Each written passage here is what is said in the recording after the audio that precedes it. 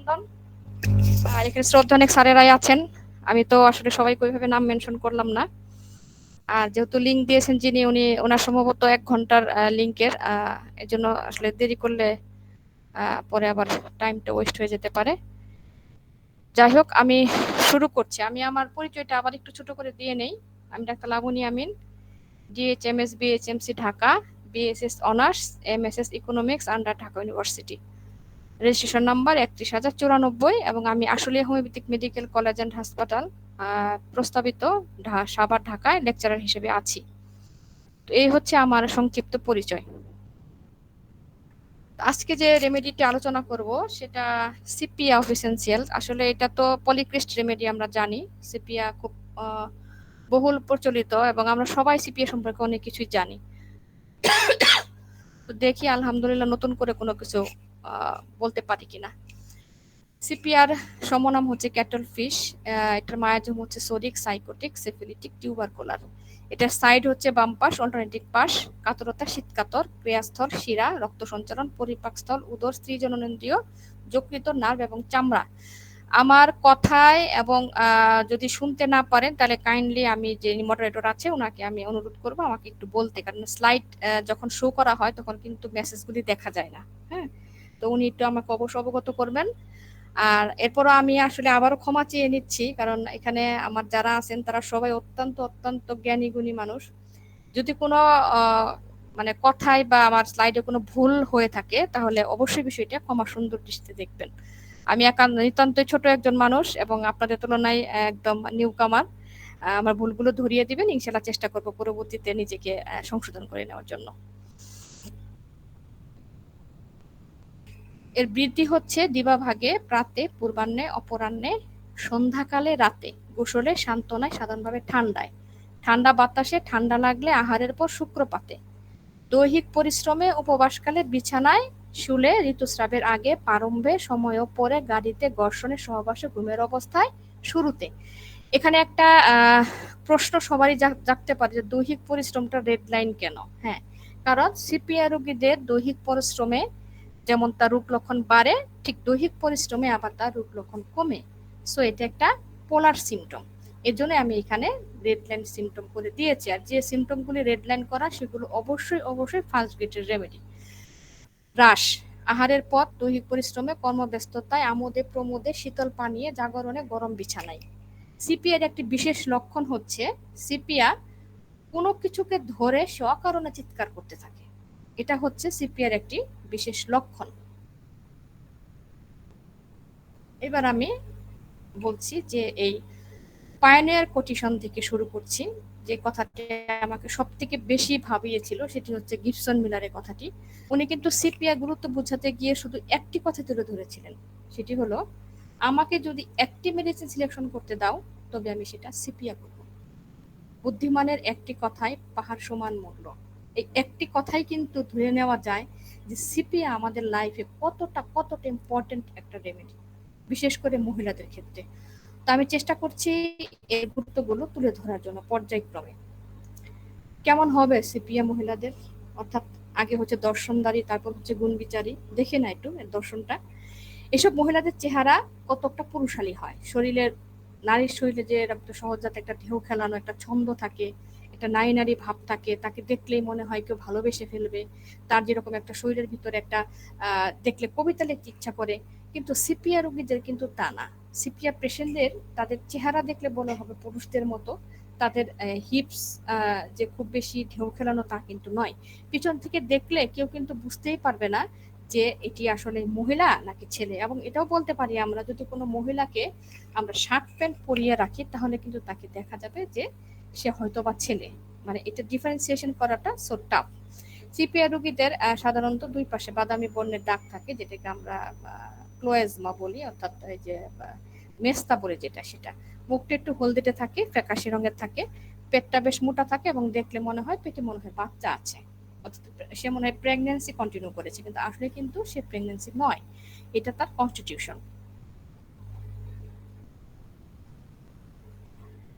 CPR বিষণ্ণতা, ক্রন্দনশীলতা এবং উদাসীনতা একটু খেয়াল করি। মন, উদাসীনতা, কিছু ভালো লাগে না, কাউকে ভালো লাগে না, সবসময় মন খারাপ থাকে, সবসময় মুখে বিষাদের ছাপ, সহজে কান্না পায়, একটু লোভী ও কৃপণ স্বভাবের, যেটা আমরা লাইফের মধ্যেও পাই। কুড়ে তো অবশ্যই আছে, কাজকর্ম করতে চায় না, কিন্তু করতে আরম্ভ করলে বেশ করতে পারে। তখন কোনো রকম কষ্টবোধও থাকে না, বড্ড ভীতি, স্বতন্ত্র, মানুষের খুব ভয়, স্মৃতিশক্তি খুব দুর্বলতা। কিন্তু একটা বিষয়ে আমি খুব বেশি অবাক হয়ে যাই, এই সিপিয়া হয়তো বা এখন কাজ করতে চায় না, তারা হয়তো বিষাদগ্রস্ত, তারা হয়তো তাদের সংসার ত্যাগী, কিন্তু যখন তার উপরে কোনো দায়িত্ব এসে পড়ে, অর্থাৎ দেখা যাচ্ছে যে কোনো সিপিয়া রোগীর হাজবেন্ড নাই, বা তার ফ্যামিলি চালানোর জন্য কোনো আর্নিং করার কেউ নাই, তখন কিন্তু এই সিপিয়া কিন্তু প্রাণপণে তার ফ্যামিলিটাকে টিকায় রাখার চেষ্টা করে, এবং সে কিন্তু জান প্রাণে খেটে তারপরে তার ফ্যামিলির সকলের মুখে কিন্তু খাবার যোগায়। তাহলে এটা কিন্তু তার সিপিয়ার লক্ষণ। খুব মনে কষ্ট থাকে, সে সাথে হতাশা, নিরাশা, যে কোনো কারণে বর্ণনা দিতে সে কাঁদে। এখন এই যে যে বর্ণনা দিতে কাঁদে, এই কাঁদা কিন্তু শুধুমাত্র সিপিয়ান নয়, আছে মেডোরিনামের, আছে পালসেটিলার, আছে ফসফরাসের, এবং আছে লাইকোপোডিয়ামের। তাহলে এবার কে কেবল কান্দা, আমরা যদি একটুখানি বিষয়টা ভাবি, মেডোরিনামের রোগীরা ডাক্তারের কাছে সহানুভূতি পাওয়ার জন্য কাঁদে। সে ভাবে আমি যদি একটু কেঁদে কথা বলি, তাহলে হয়তো ডাক্তাররা আমাকে একটু সহানুভূতির দৃষ্টিতে দেখবে, যাতে করে তাকে ভালো করে দেখেন। পালসের রোগী রোগীর বর্ণনা দিয়ে মনের দুঃখকে হালকা করার জন্য কাঁদতে পছন্দ করে, কেননা পালস সবসময় একটু সিচকাদুনে। তাদের একটু আবেগ দিয়ে কথা বলবেন, সে কেঁদে ফেলবে। তাদের একটু রাগ করে কথা বলবেন, কেঁদে ফেলবে। তাদের একটু ভালোবেসে কথা বলবেন, কেঁদে ফেলবে। ওদের সবকিছুতে যেন কান্না লেগে আছে। আর সিপিআর রোগী, ও কিন্তু মনে কষ্ট থাকে, এবং সেই সাথে হতাশা, নিরাশা, সেই কারণগুলো ব্যাখ্যা করতে গিয়ে কিন্তু সিপিআর রোগী কাঁদে। অপরদিকে ফসফরাস, সেও কাঁদে। সে কেন কাঁদে? সে কাঁদে লোক দেখানোর জন্য। হ্যাঁ, যে আমি একটু কাঁদলে সে আমাকে ভাববে যে আমি বোধহয় একটু হালকা মাইন্ডের। এই যে যে লোক দেখানো একটা কাঁদা। আবার লাইকোপোডিয়ামও কাঁদে। সে কি কাঁদে? ধন্যবাদ দিতে গেলে কাঁদে। হুম, তো সিপি অফিসের ছেলে এটা অতিরিক্ত রক্তক্ষয়, বা অতিরিক্ত স্বামী সহবাস, কিংবা অতিরিক্ত গর্ভধারণ জড়িত জরায়ু শিথিলতা, উদরে শূন্যবোধ, মলদ্বারে পূর্ণভাব। কেউ কেউ অডিও খোলা রেখেছেন, একটা সাউন্ড আসছে, মনে একটা সাউন্ড পাচ্ছি আমি। পরিশ্রম উপশম এবং স্নানে অনীহা। সিপিআরকে আমরা সবাই ধূপানের ওষুধ বলি। সবাই কাপড় পরিষ্কার করলে কোনো সমস্যা নেই, কিন্তু তার একটু বেশি পানিতে যদি কাজকর্ম করে, তাহলে তার ঋতুস্রাব বন্ধ হয়। জামা কাপড় আয়রন করার পরে মাথা ব্যথা, কাপড় চোপড় কাচলে নানান ধরনের রোগ হয়। পানিতে নেমে দীর্ঘক্ষণ কাজ করার কারণে সিপিআর কিন্তু পিরিয়ড বন্ধ হয়ে গেলে, যেটা আমি রেড লাইন করে দিয়েছি, অবজেক্টিভাইটিস কাজের ভিত্তিতে রাস্টক্স যদি বিফল হয়, তাহলে কিন্তু সিপিআর খুব ভালো কাজ করে। এইবার আসি আমি আমার মূল আলোচনায়। তখন যেটা বললাম সেটা হচ্ছে সিপিআর একটা অ্যাটেগ্লাস পরিচয়। এবার আমি আসি রেড লাইন সিমটম, অর্থাৎ আমি কি করে একটা শব্দ দিয়ে সিপিআরকে চিনব। আমরা ছোটবেলায় ম্যাথমেটিক্স করেছিলাম, এ প্লাস বি হোল স্কোয়ারের সূত্র কি? A square into 2ab plus B square. এটা হচ্ছে একটা মনে রাখার সূত্র। যেমন 7টা রঙকে বেনি আহসকলা, আমরা রংধনুকে চেনার জন্য ছোট্ট একটা থিম বের করি, ওরকম আমিও চেষ্টা করি আমার প্রত্যেকটি ম্যাথমেটিকার একটা কিছু থিম বের করে যেন সেটাকে মনে রাখার চেষ্টা করি। এবার আসি সে সিমটা কি। সিপিআর রেড লাইন সিমটম হচ্ছে রিল্যাক্সেশন, লস অর ইনডিফারেন্স। অর্থাৎ রিল্যাক্সেশন মানে কি? লস, ঢিলা, অর্থাৎ ইনডিফারেন্স মানে বিষণ্ণতা। এইবার আসি অ্যাভারশন টু ইনডিফারেন্স। সিপিআর সবসময় বিষণ্ণতা। কেন এই বিষণ্ণতা? সিপিআর কি জন্ম থেকে বিষণ্ণতা ছিল? না, সিপিআর কিন্তু জন্ম থেকে বিষণ্ণতা ছিল না। সিপিআর আস্তে আস্তে আস্তে আস্তে সমাজ তাকে সিপিআর বানিয়ে দিয়েছে। আমি খুব ছোট থেকে বলি, যখন একদম ছোট, যখন তার বয়স হয়তো 3-4 বছর, তখন দেখা গেল যে একই সাথে একই ফ্যামিলিতে সবাই বসে খাচ্ছে, বড় মুরগির রানটা কিন্তু তার ভাইয়ের পাতে তুলে দেওয়া হচ্ছে। আমরা ঠিক সে মিনা রাজুর গল্পটি আমি বারবার বলি, এই সিপিআর ক্ষেত্রেও কিন্তু প্রযোজ্য। সব থেকে বড় মগ ডাল থেকে মিনা একটি আম পেড়ে নিয়ে আসলো, কিন্তু ভাগাভাগি করার সময় মিনা পেল অর্ধেক আর তার ভাই পেল ডাবল। আমি যদি বলি সেই মিনা আজকে সিপিয়া, এখানে কি বলতে ভুল হবে? এটা হচ্ছে ছোটবেলার সিপিয়া। সেই মেয়ে যখন ধীরে ধীরে আস্তে আস্তে বড় হতে শিখে, যখন সে বুঝতে পারে যে আমি কিন্তু সমাজ থেকে, পরিবার থেকে অনেকটাই অবহেলিত, কারণ পরিবারের লোকেরা আমাকে সে ভালোবাসা, সেই আদর, সেই সোহাগ আমাকে দিচ্ছে না, তার মনে তৈরি হয় কিশোর মনের একটা অনুভূতি। সে এই যে স্কুলে যাচ্ছে, স্কুলে আসছে, যাতায়াতের মধ্যে হয়তো বা মনের আবেগে কাউকে ভালোবেসে ফেলে, পাশের বাড়ির কোনো এক ছেলেকে তার ভালো লাগে, কিন্তু সে কখনো মুখ ফুটে বলতে পারে না যে আমি তাকে ভালোবাসি। কেন পারে না? কারণ সিপিয়া দেখতে তো সুন্দর নয়, তার তো সেই নেই ঢেউ খেলানোর ছন্দ, নেই তার বনলতা সেনের মতো চুল, নেই তার আখের মতো চোখ, নেই তার সুন্দর একদম ঝকঝকে দাঁত, যেটা দেখে সে প্রাণবন্ত হাসি দিয়ে তার ভালোবাসা মানুষটাকে গিয়ে বলবে আমিও তোমাকে ভালোবাসি। কারণ সে জানে আমি যদি তাকে ভালোবাসার কথা বলি, সে কিন্তু কখনোই আমাকে অ্যাকসেপ্ট করবে না, কারণ আমি তো দেখতে সুন্দর না। এই যে একটা মনের ভিতরে একটা অপূর্ণ কথা, অপূর্ণ চাওয়া, অপূর্ণ বেদনা, এই নিয়ে কিন্তু সিপিএ ভিতরে ভিতরে ভিতরে ভিতরে নিজেকে গুমড়ে থাকে, কুমড়ে থাকে, গুপড়ে থাকে। তাই বলে কি সিপিএর বিয়ে হবে না? এটা তো নয়, অবশ্যই তার বিয়ে হবে। অবশেষে তার পিতামাতা যখন তার জন্য একটি ছেলে ঠিক করে, একবারের জন্য কিন্তু তার বাবা মা এটাও ভাবে না আমার মেয়ের পছন্দ কি আসলেই আদৌ সে ছেলেটিকে যাকে আমি ভালোবেসে বিয়ে দিতে চাচ্ছি। দেখা গেল এতেও কিন্তু সিপিআর মেয়েরা কিন্তু রাজি হয়ে যায় যে হ্যাঁ, বাবা মা যেহেতু বিয়ে দিচ্ছে আমি রাজি হয়ে যাই, আমি বিয়ে করব। বাসর রাতে হয়তো হাতে মেহেদি, কপালে টিপ, ঠোঁটে গাঢ় লিপস্টিক, মাথায় হয়তো বকুল ফুলের মালা পরে বসে থাকে বাসর ঘরে স্বামীর ভালোবাসা পাওয়ার জন্য। কিন্তু হাইরে সিপিয়া, তার কপালে কিন্তু স্বামীর ভালোবাসাও জুটে না, কারণ সেই স্বামী মধ্যরাতে প্রচন্ড ড্রিঙ্কস করে অন্যের সাথে কোনো দৈহিক সম্পর্ক করে তবেই তার বাসর ঘরে ঢোকে। ঠাস করে ছিন্নে ফেলে দেয় তার ভালোবাসা, মুহূর্তের মধ্যে দুমড়ে মুচড়ে কুপড়ে যায় এই সিপিয়া। মুখ ফুটে এটাও বলতে পারে না আজ না আমাদের বাসর রাত, আজ তো নিজেকে বিলিয়ে দেওয়ার রাত, তাহলে কেন আমার লাইফ এরকম হলো। এই যে একটা না পাওয়ার কথা, এই যে একটা চাপা কষ্ট, এই কষ্ট নিয়ে আস্তে আস্তে আস্তে আস্তে সিপিএর মনের ভিতরে তৈরি হয়ে গেছে দীর্ঘশ্বাস, যাকে আমরা বলি ইনডিফারেন্স, যাকে আমরা বলি রিল্যাক্সেশন, যাকে আমরা বলি বৃতৃষ্ণা। কিসের বৃতৃষ্ণা? টু লাভ পার্সন, তার ভালোবাসা মানুষের প্রতি তার বৃতৃষ্ণা। কেন বৃতৃষ্ণা? কারণ সে কখনোই তার সঠিক সময় সঠিকভাবে তার ভালোবাসা মানুষটিকে কোনো কিছু পায়নি দিতে, পারেনি তার সঠিকভাবে তার ভালোবাসা মানুষের কাছে নিজের ভালোবাসার কথা ব্যক্ত করতে, পারেনি তার অধিকার ছিনিয়ে আনতে তার পরিবারের কারো কাছ থেকে। এবং এইটার থেকে আস্তে আস্তে রূপ নেয় তার শিশুদের কাছে। তার সন্তান ভালো লাগে না, তার স্বামী ভালো লাগে না, তার অ্যামুজমেন্ট অর্থাৎ কোনো ধরনের আনন্দ তার ভালো লাগে না, যে কোনো ধরনের পার্টিসিপেন্ট তার ভালো লাগে না। এবং সে সব থেকে বেশি যেটা ঘৃণা করে, সেক্স টু অপোজিট সেক্স, অর্থাৎ সে তার নিজের সমবয়সী কাউকে ঘৃণা করে এবং ঘৃণা করে অপসমবয়সী কাউকে, অর্থাৎ বিপরীত লিঙ্গের, অর্থাৎ মহিলা এবং পুরুষ। এখানে পুরুষদের ঘৃণা করাটা স্বাভাবিক, কিন্তু মহিলাদের কেন? কারণ ওই যে সে তো তার সঠিক সময় কোনো কিছু পায়নি, তার চেহারায় তো ছন্দ দোলানো নেই, তার তো ভালোবাসার আবেগ নেই যেটা অন্য একটা নারীর আছে, কিন্তু সিপিআর মধ্যে নেই। এই যে নেই, এই না থাকার কারণে তার ভিতরে একটা বিতৃষ্ণা চলে আসে, এবং এই থেকে আস্তে আস্তে আস্তে আস্তে তার প্রত্যেকটা রূপ মনের থেকে দেহতে গিয়ে চলে যায়। এর থেকে শুরু হয় তার ইউটেরাইনের সমস্যা, তার বেশি বেশি তার প্রলাপস হওয়া, এবং দেখা যাচ্ছে যে অনেক পরিমাণের প্রেগনেন্সি কন্টিনিউ করার কারণে দেখা যাচ্ছে যে সে অনেক বেশি বেশি মিসক্যারেজ হচ্ছে, বাচ্চা অ্যাব্রোড হয়ে যাচ্ছে।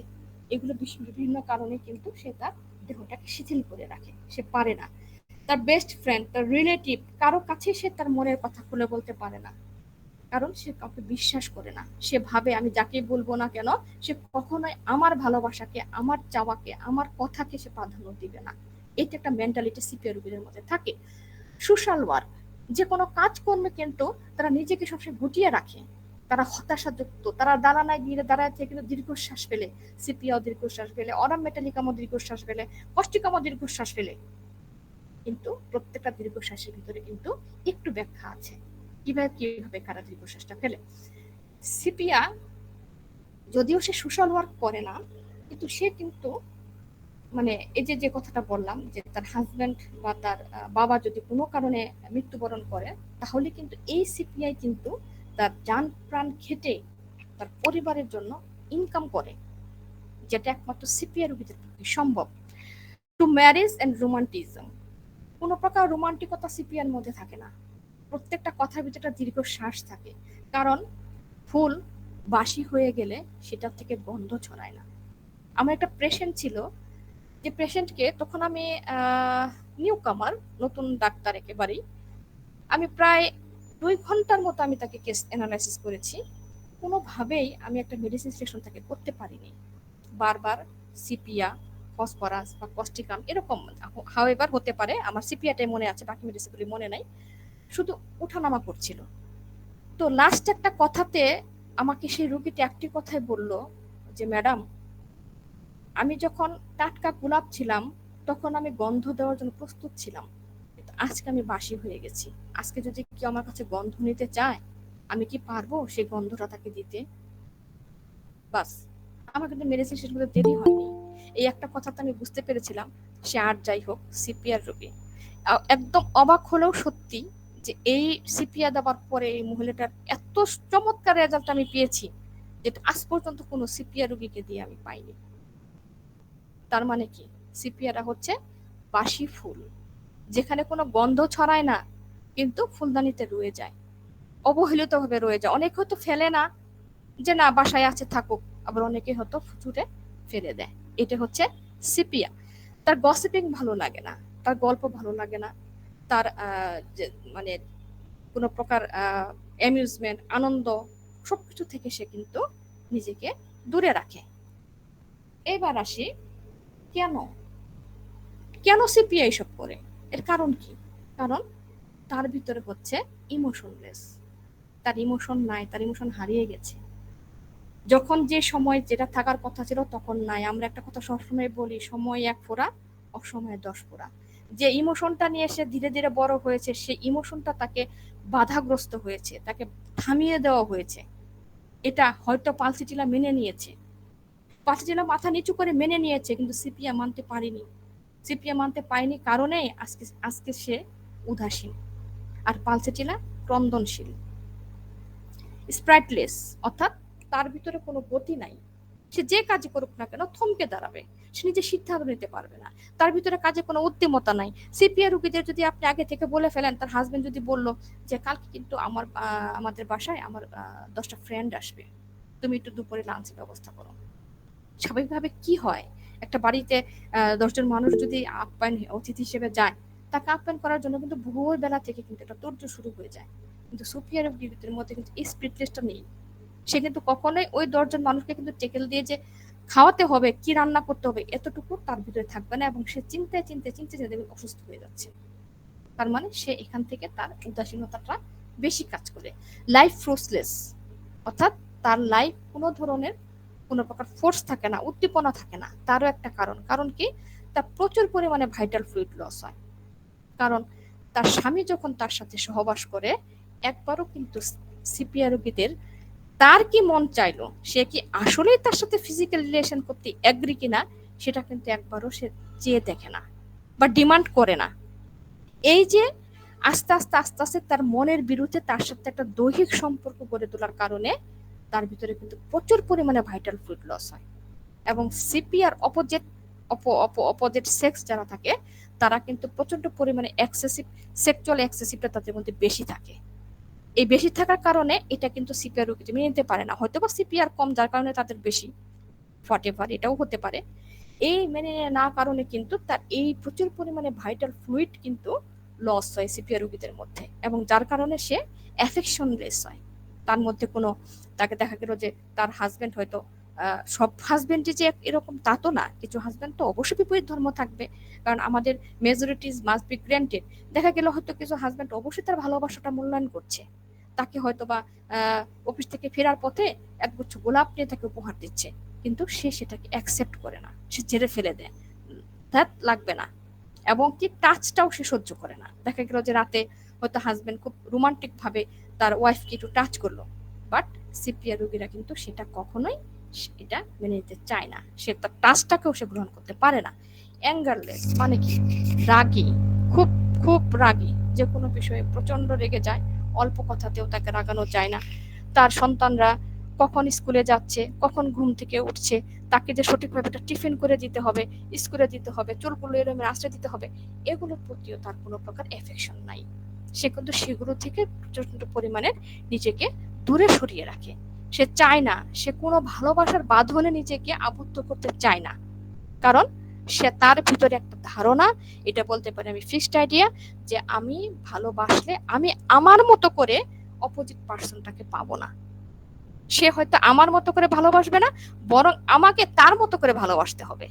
এই যে একটা সেন্স, এই যে একটা তাদের একটা মানে ধারণা, এই ধারণা থেকে কিন্তু সিপিআর রোগীরা সহজেই রেগে যায় এবং অন্যের প্রতি কিন্তু তাদের একটা আকর্ষণ কম থাকে, ইভেন সেটা হোক তার সেক্সে, অর্থাৎ মহিলা।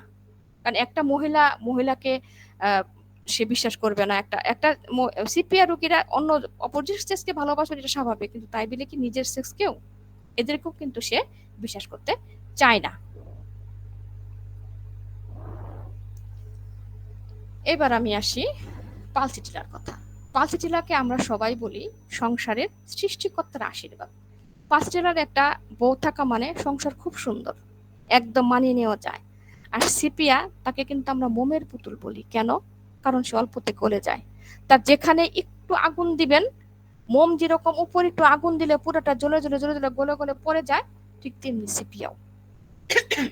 সিপিয়ার ভিতরের আগুনটাকে, তার ভিতরের কষ্টটাকে এত বেশি চালায়, এত বেশি চালায়, যে তার প্রত্যেকটা রূপ গলে গলে গলে গলে পড়ে।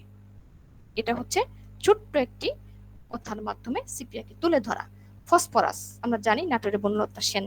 ফসফরাস কি? চোখ দুটো লম্বা লম্বা, একদম ফটফস করে কথা বলবে, তাকে দেখলে যেন মনে হবে যে একদম প্রেমে পড়ার মতো একটি মেয়ে, যেখানে যাক না কেন প্রেমে পড়ে যাবে কেউ দেখে। এই হচ্ছে ফসফরাস, পালসিটিলা এবং সিপিয়ার মধ্যে পার্থক্য। এবার আসি মহিলাদের কখন বা কোন ক্ষেত্রে প্রযোজ্য। আমি যদি ছোট করে বলি, সব ক্ষেত্রেই, এক কথায় সকল ক্ষেত্রে। বিয়ের আগে মাসিকের গন্ডগোলে, বিয়ের পরে মাসিকের গন্ডগোলে, প্রেগনেন্সির সময়, এখানে রেড রেড লাইন করে দিয়েছি কারণ এটা ভেরি ভেরি ইম্পর্টেন্ট। প্রেগনেন্সির সময়, ডেলিভারির পরে, বাচ্চা দুধ খাওয়ানোর সময়, মাসিক বন্ধের সময়, অর্থাৎ মেয়েদের সব সময়, যে কোনো সময়, যে কোনো অবস্থাতে সিপিয়াটা কিন্তু খুব চমৎকার একটা রেমেডি, যেটা কিন্তু আমরা সব সময় রাখি। গলায় বা শরীরের অন্য কোথাও বল জাতীয় কিছু আটকে আছে মনে হয়, এটা কিন্তু আমরা লেগ কেনেও পাই, হ্যাঁ লেকেসিসেও পাই, যে তার গলায় কিছু একটা বল সেন্সেশন কিন্তু আটকে আছে। পেটের ব্যথা কি হবে? পেটের ব্যথাটা সেটা সে মাসিকের সময় হোক বা অন্য যে কোনো সময় হোক, সিপিআর পেট ব্যথাটা সবসময় পেটের সামনে থেকে পিছনের দিকে আসে। পেশেন্ট এসে আমাদের বলবে যে আমার যে পেট ব্যথাটা করছে, সে পেট ব্যথাটা পেটের সামনে থেকে পিছনের দিকে যাচ্ছে, তাহলে আমরা তাকে ধরে নিব এটা সিপিআর পেশেন্ট। আর যদি পিছন দিকে থেকে সামনের দিকে আসে, তাহলে সেভাইনা। আর যদি সাইড টু সাইড যায়, মানে বাম থেকে বামে, ডান থেকে ডানে, সাইড থেকে সাইড আসে, তাহলে কিন্তু সেমেসিফিউগা। তাহলে এই ব্যথা কিন্তু একটা লক্ষণের উপর ভিত্তি করে কিন্তু আমরা চেঞ্জ করতে পারছি যে কোনটা কেমন হবে। এবার আসে সিপিআর আরো কিছু কথা। আমি কিন্তু বিভিন্ন আঙ্গিকে সিপিআরকে ব্যাখ্যা করছি, যে যেভাবে যার ভালো লাগে সেভাবে সেটা মনে রাখার জন্য। সিপিআর খুব শীত কাতুরে, ঠান্ডা হাওয়া এদের মোটেও সহ্য হয় না, সহজে ফিট হয়ে যায়। সামান্য ঝগড়াঝাটির পরে, সামান্য কান্নাকাটির পরে, ইভেন কি স্বামী সহবাসের পরেও এদের কিন্তু ফিট হওয়াটা একটা সহজাত বিষয়। যে কোনো কারণে, এটার একটা কারণ আছে, কারণ সিপিআর রোগীরা কিন্তু ক্যামোমিলার মতো ঝগড়াতে হয় না, এরা কিন্তু একটু ইন্ট্রোভার্টেড টাইপের হয়। কারণ আমরা জানি যে সিপিআর নেকটামিয়ার দুজন ভাই বোন কিংবা বাবা মা, যে যেভাবে বুঝি না কেন, এই সিপিআর রোগীর একটু ইন্ট্রোভার্টেড, তারা কিন্তু কখনো তাদের মনের সমস্ত কথা, মনের কিন্তু আবেগ অন্যের কাছে প্রকাশ করে না।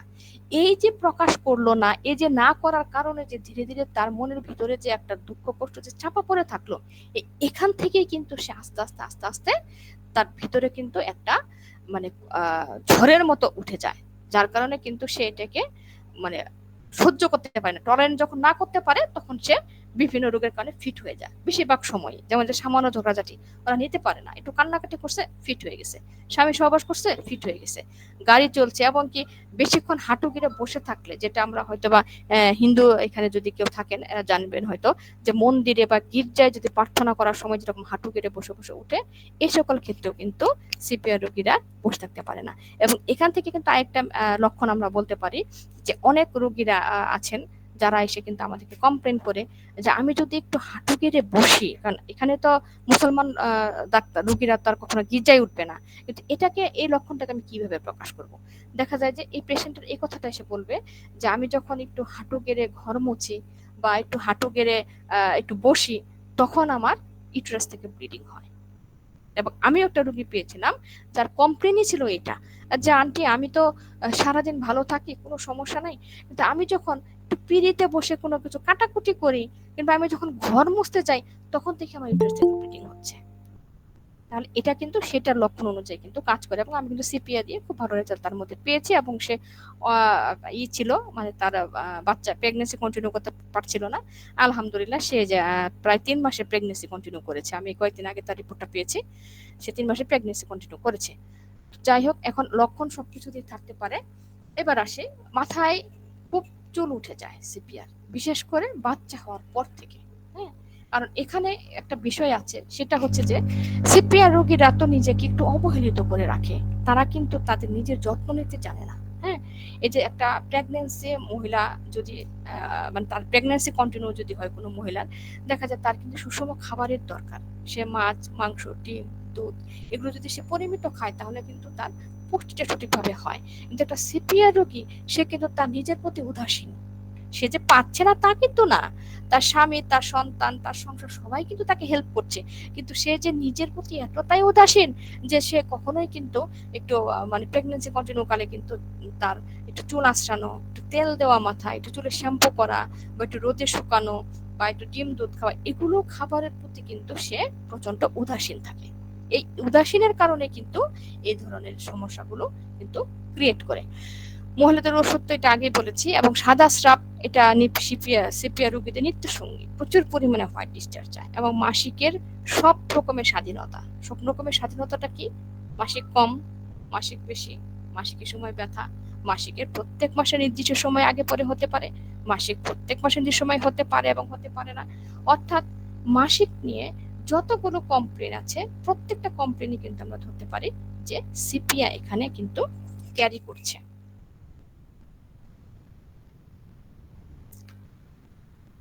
অর্থাৎ মাসিকের যে কোনো রকম গন্ডগোলের ক্ষেত্রে, বা যে কোনো নির্দিষ্ট কোনো সময় বা ছন্দ বা নিয়ম বলে কিছু থাকে না। সিপিআর রোগীরা কিন্তু দুধ খেতে পারে না, এটা আমরা কিন্তু দেখি নাইট্রিক অ্যাসিড, নাসমোস, যেটা এদের ভিতরেও আছে, দুধ খেলে তাদের ডায়রিয়া হয়। এবং সালফারের মধ্যেও কিন্তু আমরা জানি যে দুধ খেলে তাদের ডায়রিয়া হয়ে যায়। সালফারের রোগীরা কিন্তু দুধ সহ্য করতে পারে না, কিন্তু নর্মালি আবার কনস্টিপেশনে ভোগেন। সিপিআর রোগীদের নর্মালি কনস্টিপেশন, যখন সে দুধ খাবে তখনই তার ভিতরে কিন্তু ডায়রিয়ার একটা লক্ষণ দেখা যাবে। শরীরের এখানে ওখানে হারপিস জাতীয় চর্মরোগ হতে পারে। হ্যাঁ, আমরা চিনি হারপিস জাতীয় এই চর্মরোগের ক্ষেত্রে কিন্তু সেপিয়া খুব ভালো একটা রেমেডি। পেটটা খালি খালি লাগে, এমনকি খাওয়ার পরেও। অর্থাৎ এদের ভিতরে কিন্তু আমরা যেটা বলি যে অতৃপ্ত ক্ষুধা, হ্যাঁ, অতৃপ্ত ক্ষুধার একটা চাহিদা কিন্তু এদের এদের ভিতরে থাকে সিপিআর রোগীদের। এবং ওদের দেখলে বোঝা যাবে যে পেটটা শুধু ফুলে আছে, কিন্তু একটু রোগা রোগা, জীর্ণ জীর্ণ, মানে একটা যে টসটসে ভাব, এটা কিন্তু থাকে না, যেটা থাকে হয়তো পালসিটিলা ফসফরাসের রোগীদের মধ্যে। দেখলে বোঝা যায় যে অনেক অসুখ বিসুখ, কিন্তু পালসিটিলা রোগী দেখলে মনে হয় টসটসে ভাব, ফসফরাস মানে টসটসে ভাব। সিপিআর কিন্তু তা না। সিপিআর দেখলে বোঝা যাবে যে একটু একটু মরা মরা, অনেক যাবৎ খাচ্ছে না, ভুগে আছে, রোগ অসুখে ভুগে, অযত্ন অবহেলায় সে বড় হয়েছে। এটাই হচ্ছে সিপিয়া। সকালের দিকে ডিসপেপসিয়া, বিশেষ করে বমি বমি ভাব, এবং প্রেগন্যান্সির সময়ও যদি কারো বমি হয়, তাহলে কিন্তু সিপিয়া খুব ভালো একটা রেমেডি। এবার আমি আসি সিপিআর স্পেলিং থেকে কিভাবে আমি সিপিয়াকে চিনবো। এটি হচ্ছে আরেকটা ক্রাইটেরিয়া। হ্যাঁ, 3-4টা ক্রাইটেরিয়ায় আমি সিপিয়াকে ভাগ করেছি। S, sepia, SEPIA, that's mean sex aversion. অর্থাৎ সিপিয়া সেক্সের প্রতি প্রচুর এভাশন, সে কখনো সেক্সের দিকে তার কোনো ধরনের মনোযোগ নাই, এবং সেক্সের প্রতি তার একটা মানে থাকে, বিতৃষ্ণা থাকে। সেক্স আর্জিন নীল। এবং সেক্সের প্রতি যে শুধু বিতৃষ্ণা থাকে তাও কিন্তু না, তার কিন্তু আর্জিনটাও নীল। মানে কি, তার সেক্সের প্রতি কোনো ধরনের কোনো নেশা থাকে না। স্যাডনেস, বিষণ্ণতা ভাব, এবং এই বিষণ্ণতার কারণে কিন্তু তার হতাশা, এবং সে কিন্তু বারবার জানলার দিকে তাকিয়ে থাকে। কেন তাকিয়ে থাকে, কিসের জন্য তাকিয়ে থাকে, এটার কিন্তু আসলে সঠিক কোনো কারণ নেই। তার ভালো লাগে, সিপিআর রোগীরা অল টাইম জানালার দিকে, জানালার পাশে বা বারান্দার পাশে একটু হেলান দিয়ে কোনো কিছু ধরে, ওই যে তার প্রধান এবং মূল সিমটম, বিশেষ সিমটম যেটা বললাম, কোনো কিছুকে আঁকড়ে ধরে সে দাঁড়িয়ে থাকে, এই সিপিআর রোগীদের ভিতরে তাই দেখবেন যে একটু জানালা, একটু করিডোর বা ইয়ের পাশে তারা একদম অতর প্রান্তে তাকিয়ে আছে কোনো কিছু ধরে, একটু আঁকড়ে ধরে। Sensitive to music, light and noise, তারা কিন্তু এই মিউজিক, লাইট অ্যান্ড নয়েজ এগুলোর প্রতি প্রচন্ড সেনসিটিভ। বাচ্চা কাচ্চা চিৎকার চেঁচামেচি করছে, ধর ভাল লাগতেছে না, একদম ঝাড়িয়ে দিয়ে ফেলে দিলাম। তার গান ভাল লাগছে না, নয়েজ, এর জন্য কিন্তু সে কোনো ধরনের পার্টিতে যাওয়া, তা অ্যামেজমেন্ট করা, লোকজনের সাথে একটু গল্প করা, কোনো বিষয় নিয়ে একটু হাসি তামাশা করা, এগুলো কিন্তু কখনো সিপিআর রোগীরা পছন্দ করে না। সেন্সেশন, কি সেন্সেশন?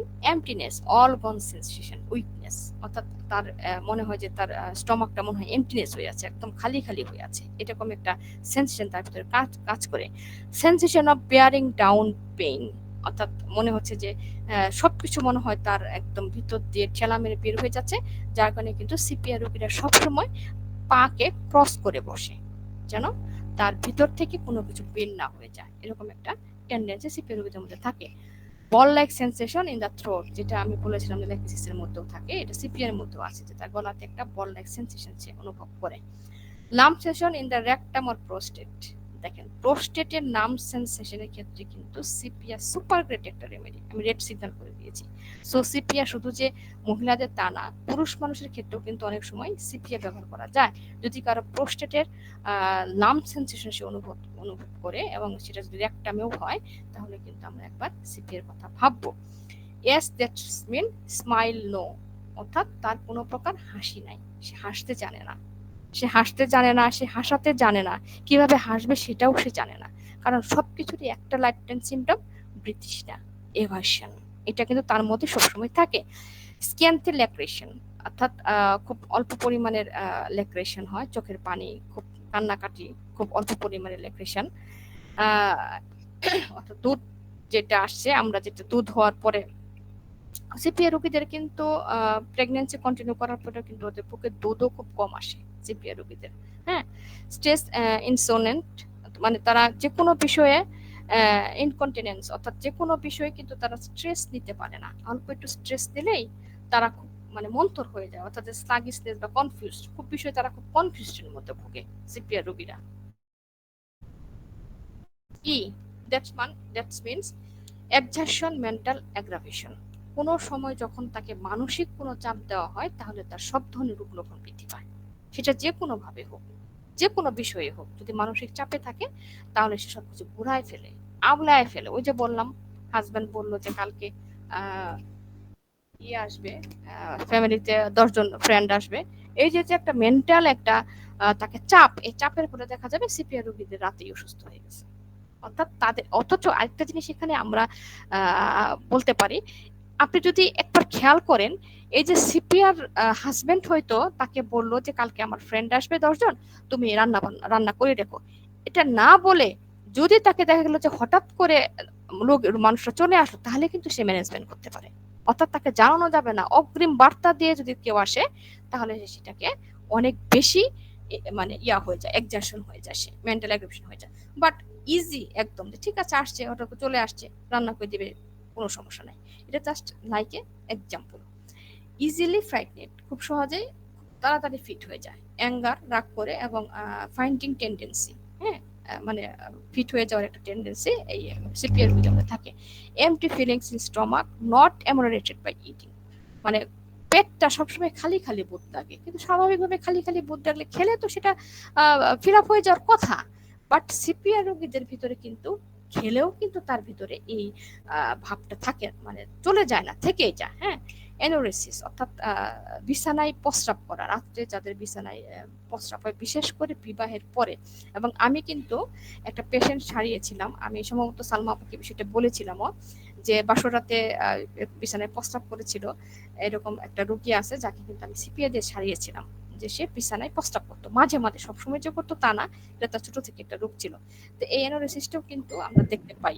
ঘুমায় পড়তেছে। হ্যালো, কথা শোনা যাচ্ছে না? শুনতে পাচ্ছি আপু, শুনতে পাচ্ছি। জি, কিছু কি বললেন? আমি আমি তো কারোর কমেন্ট তো বুঝতে পারছি না। আমাকে উদ্দেশ্য করে কিছু বললেন? কন্টিনিউ করেন আপু আপনি। ওকে, ওকে, ঠিক আছে। Thank you. P, that's mean prostration of mind, অর্থাৎ তার মাইন্ড কিন্তু ওই কথা ঘুরে ফিরে একটাই, যে সিপিআর রোগীদের লস, রিল্যাক্সেশন এবং এভাশন। হ্যাঁ, এটাই কিন্তু একটি কথা। প্রফিউস লিকুরিয়া, তাদের প্রচুর পরিমাণে লিকুরিয়া হয়, লিকুরিয়া ঠিক হবে, লিকুরিয়া টান টান হবে, এবং এই লিকুরিয়ার কারণে কিন্তু সে অসুস্থ হয়ে পড়ে, এবং দেখা যাচ্ছে যে পিরিয়ড শুরু হওয়ার আগে এর সিপিআর রোগীদের কিন্তু প্রচুর পরিমাণে এই লিকুরিয়াটা যায়। এবং প্রফিউস মিনসেস, প্রচুর পরিমাণের তাদের মাসিক হবে, মাসিক হইলে যে ব্লিডিংটা সেটা কিন্তু প্রচুর পরিমাণের হয়। কি শব্দ হচ্ছে? 10 মিনিট? হ্যাঁ, আমি কি সেটাই বলতে চাচ্ছিলাম যে একটু 10 মিনিট আছে, সুন্দর করে একটু গুছিয়ে শেষ করতে হবে। আয় হায়, আচ্ছা ঠিক আছে, তাহলে আমি তো দ্রুত পড়ে যাচ্ছি। হ্যাঁ হ্যাঁ। Profuse perspiration, palms and toes, আর premenstrual irritable depression and weeping, মানে খুব ইজিতে কেঁদে ওঠে। আর এই যে প্ল্যাথরিক পেশেন্ট, হ্যাঁ, মানে এটা হচ্ছে যে তার চেহারাটা লাল হয়ে যায়, প্ল্যাথরিক হয়ে যায়। Prolapse uterus, pregnancy during aggravation, pregnancy যে কোনো অ্যাগ্রাভেশন। প্রিমিউচার ইজাকুলেশন, অর্থাৎ কোনো ছেলেদের যদি প্রিমিউচার ইজাকুলেশন হয়, এবং প্রোস্টেটাইটিস এবং সোরিয়াসিস, প্রোরাইটিস, এই ধরনের ক্ষেত্রে কিন্তু সিপিয়া খুব ভালো কাজ করে। এটা হচ্ছে প্রোরাইটিসের একটা ছবি, আমরা অনেক সময় দেখি স্কিনের এরকম ধরনের রোগ দুই পাশে হচ্ছে, হয়তো আমরা জানি না যে এটাকে প্রাইটিস বলে। এই ধরনের ক্ষেত্রে কিন্তু সিপিএ খুব ভালো কাজ করে, বিশেষ করে যদি প্রেগন্যান্সি কন্টিনিউ কালে যদি কেউ এই ধরনের কোনো চর্মরোগ নিয়ে আসে তাহলে। I3 ডিফারেন্স, যেটা irritable involuntary weeping, itching of the rectum, এবং itching of genitalia, bright about of leucorrhoea, এবং ইম্পর্টেন্স এবং ইন্ডোলেন্স। আসলে এগুলো ব্যাখ্যা করার কিছু নাই, আমরা তো সবাই জানি। যেহেতু সময় কম, আমি একটু তাড়াতাড়ি পড়ে যাচ্ছি।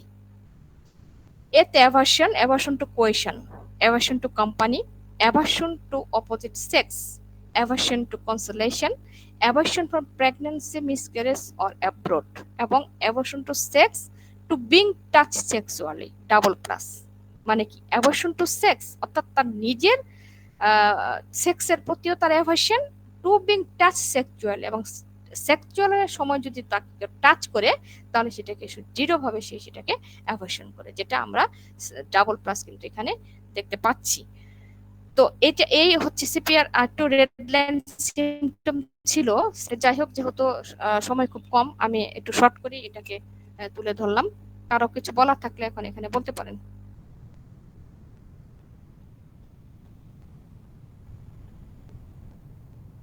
শুনতে পাচ্ছেন আমার কথা? জি আপু, শুনতে পাচ্ছি। আলোচনা অনেক সুন্দর হয়েছে। এখন আমাদের মধ্যে যদি কারো কোনো কোশ্চেন থাকে বা সিপিয়া নিয়ে কোনো অভিজ্ঞতা শেয়ার করতে চান, তাহলে আপনারা সিপিয়াতে এখানে আমার আরো 3টা পার্ট, মানে এটা জাস্ট একটা পার্ট হইছে। হ্যাঁ, পলিকেস্ট রেমেডি গুলো তো এত শর্ট টাইমে আলোচনা করা যায় না। এখানে আমি রেড লাইন সিমটম দেই নাই, ভিতর কাছে যে রেড লাইন সিমটম যেটা আমাদের প্রমিনেন্ট ছিল, এটাও একটা মারাত্মক বিষয়। রেড লাইন সিমটম দেই নাই, এবং সিপিআর পুরুষদের কিছু লক্ষণ আছে সেটা আমি দেই নাই। সিপিআর শিশু কেমন হবো সেটাও আমি বলি নাই, কারণ সময় খুব শর্ট, এই কারণে আমি একটু আচ্ছা, আগে করে সালমা নিলাম। আপু, সালমা আপু, জি। এই লাবণী আপুকে কি আরেকটা ক্লাস দেওয়া যায় সিপিআর নিয়ে? আমরা নেক্সট ক্লাসটা এই একটা মেডিসিন নিয়ে আলোচনা করি, তাহলে আমাদের মনে হয় একটু ভালো হতো, কারণ একটা বড় মেডিসিন এটা। হ্যাঁ লাবণী, লাবণী আপুকে আরেকটা ক্লাস দেওয়া যায় কিনা? হ্যাঁ দেওয়া যাক। মানে লাবণী, শনিবারে তোমার কি সময় আছে? শনিবারে তো ডক্টরস পয়েন্ট, আমি শুক্রবার আর বুধবার, শুক্রবারে আপাতত নিচ্ছি না, আর এখন তো আবার বাড়ি চলে যাচ্ছি, ঈদের পরে আবার হবে। আচ্ছা কারণ আচ্ছা, আমার ঠিক আছে। সোমবারে, আগামী সোমবারে বাড়ি যাচ্ছি তো। হ্যাঁ, প্রথমে রাখেন ঈদের পরে। হ্যাঁ, আমি শুধু বুধবার আর শুক্রবারে, শুক্রবারটা যে আমার মেয়ের জন্য আচ্ছা, রাখছি, ওকে প্রথমে পড়াতে আমি ওর পারবো। সাথে কথা বলে আমরা নেক্সট হ্যাঁ অ্যাডভান্স হ্যাঁ, নিব, অসুবিধা নাই, আমিও নিব, আবার আপনাদের কাছ থেকেও শুনবো। ঠিক পলিক্রিস্ট আছে। মেডিসিন গুলা সবাই মিলে একত্রে আলোচনা না করলে আসলে অনেক কিছু জানা যায় না। হ্যাঁ, যেভাবে হ্যাঁ যে হ্যাঁ, থিম গুলা থাকে সেভাবে আলোচনা করা হয় আর কি। ঠিক আছে, ঠিক আছে। আর এই আর কি। সময় আছে, মানে বেশি সময় নাই। হ্যাঁ, যে বারবার এখানে আসতেছিল যে বন্ধ হয়ে সিগন্যাল যাবে, আসছে, সিগন্যাল। সিগন্যাল হ্যাঁ আসতেছিল। হ্যাঁ, হ্যাঁ। আমারও লিংক আছে, কিন্তু যেহেতু আবার সবাই বের হয়ে গেলে আবার জয়েন করাটা একটু টাফ হয়ে যাবে, কারণ আমি আমার লিংক দিতে পারতাম জয়েন করার জন্য। ঠিক আছে, ঠিক আছে। আর আমার সবাইকে এইভাবে তৈরি হয়ে আছি। আজকে এই পর্যন্ত আলাপ করি, আর কারোর জন্য কোনো কোশ্চেন থাকে তাহলে আমরা একটু উন্মুক্ত কথা বলতে পারি। তারপরে আমরা নেক্সট আমরা আলোচনা করে আবার আর একটা দিন আমরা সিপিআর নিয়ে সেকেন্ড পার্ট থার্ড পার্ট আলোচনা করব।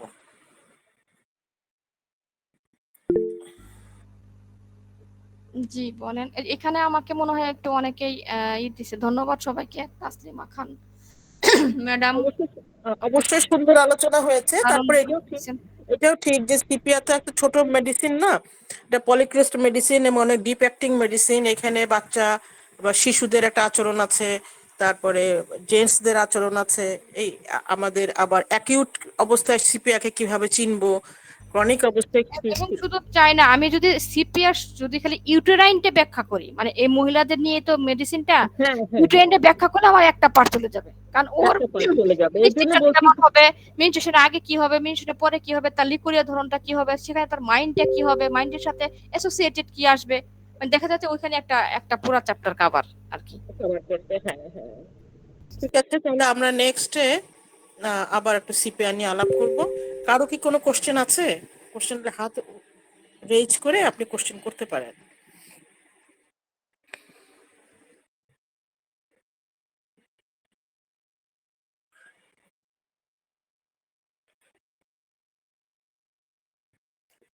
আচ্ছা, আমাদের মনে হয় কারোরই তেমন কোনো কোশ্চেন নাই। ডাক্তার তসলিম ভাই, আমি আসলে লাবণীকে একটা ধন্যবাদ দেই এবং আপনারা সবাই তাকে ধন্যবাদ দেন, এবং আমরা সুন্দর একটা আলাপ আলোচনা শুনলাম সিপিআর নিয়ে, এবং সিপিআর কে আমরা একটু চিনলাম। আমরা আসলে আর কোনো কিছু আলাপ করতে পারি কিনা?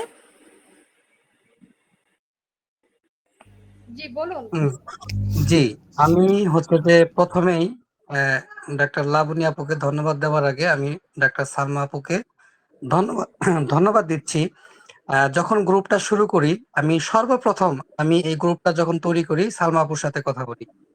তো সালমা আপুকে আমি বলছিলাম যে আপু, আপনি গ্রুপটাকে একটু সমৃদ্ধ করার চেষ্টা করবেন। তো সালমা আপু এই যে আজকে একটা ক্লাসের ব্যবস্থা করলেন, লাবণী আপাকে অ্যাড করালেন, আমি সালমা আপুকে বিশেষভাবে ধন্যবাদ জানাচ্ছি।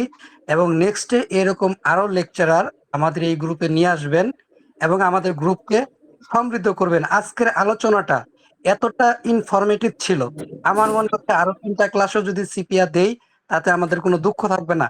আলোচনা যদি ভালো হয়, জনগণ একটা কথাও বলবে না, চুপ করে শুনবে। আমাদের দরকার ভালো আলোচক, ভালো লেকচারার। তো সালমা আপু, আপনি এভাবে আরো কয়েকজনকে নিয়ে আসেন। আমি আমার পক্ষ থেকে আপনাকে বিশেষ বিশেষ ধন্যবাদ জানাচ্ছি। এবং লাবণী আপু, আপনি আমাদের সাথে থাকবেন, কন্টিনিউ করবেন, এবং সময় পেলেই আমাদের মাসে অন্তত পক্ষে 1টা 2টা 3টা যা পারেন আমাদের একটু ক্লাসের ব্যবস্থা করে দিবেন। এবং আপনারও যদি কারো পরিচিত থাকে, ভালো কোনো লেকচারার থাকে, আপনারা নিয়ে আসেন। আমরা চাই এই গ্রুপটাকে সমৃদ্ধ করার জন্য এবং সামনে এগিয়ে নিয়ে যাওয়ার জন্য। ধন্যবাদ সবাই। আরেকটা ঘোষণা আমি দিয়ে দিই, লাবণী আমিনের পক্ষ থেকে কালকে ডাক্তার রাশেদের সাথে লাবণীর একটা সেশন আছে ক্যান্সারের উপর। আমরা সবাই ওইটা দেখবো, শুনবো। আমি সবাইকে আমন্ত্রণ জানাচ্ছি। জি ধন্যবাদ আপা, এটা হয়তো আমি এখন বলতে চাইছিলাম। আপনাকে অসংখ্য ধন্যবাদ। আমরা শুনবো এবং শেয়ার করে দিব। আসলে হোমিওপ্যাথি শেয়ার করে সমৃদ্ধ হোক, আমরা সবাই এটাই চাই। আমরা নিজ নিজ টাইমলাইন থেকে যদি আমরা শেয়ার করে দেই তাহলে কিন্তু আমরা এগিয়ে যাব। অনেকের কাছেই পৌঁছে যাবে জি এবং জি, সবাই এটা জানতে পারবে। কালকে 10টায় হবে। আমি সবাইকে আমন্ত্রণ জানাচ্ছি আমার সেই লাইভ প্রোগ্রামটাতে। ইনশাল্লাহ আপনারা সবাই থাকবেন। আর ভালো লাগলো আসলে, সালমা আপা আমার খুবই পছন্দের একজন মানুষ।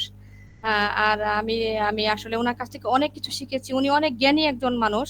আমি অনেক শিখেছি ওনার কাছ থেকে। উনি আমাকে একদম অকৃপণ ভাবে শিখাচ্ছেন। যে কোনো বিষয়ে যখন তখন আমি ওনাকে ফোন দিলে আমি ওনাকে পাশে পাই। বাংলাদেশের আসলে সালমা লাবণী, আপা এবং ইন্ডিয়ার ডাক্তার অজয় স্যার, এরা দুইজন আমাকে যথেষ্ট পরিমাণে হেল্প করে যে কোনো বিষয়ে। এটার আসলে আমি সারা জীবনে লাবণীকে কৃতজ্ঞতা বোধ অনেক করে শেষ ধন্যবাদ। করতে পারবো না। সম্পর্ক তৈরি হয়, সম্পর্ক টেনে নেওয়ার দায়িত্ব সকলের। এখানে লাবণীর সাথে আমার সম্পর্ক শুরু হয়েছে 15 সাল থেকে, না লাবণী? হ্যাঁ হ্যাঁ, তখন তো আমি সেকেন্ড ইয়ারের স্টুডেন্ট হোমিওপ্যাথি। স্টুডেন্ট। আমি কিচ্ছু জানতাম হ্যাঁ, না, হ্যাঁ। আমি হোমিওপ্যাথি সম্পর্কে কিছু জানতাম না।